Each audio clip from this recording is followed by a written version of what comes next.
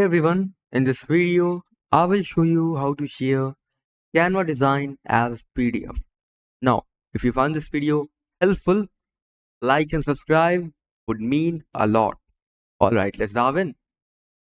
Okay, first of all, just open your Canva design.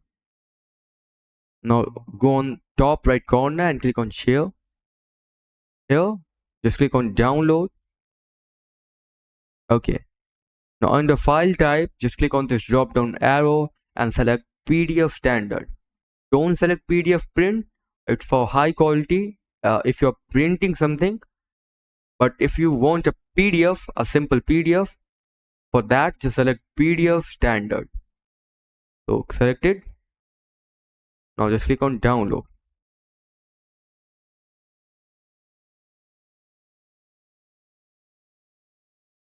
And you're good to go. Your PDF is downloaded,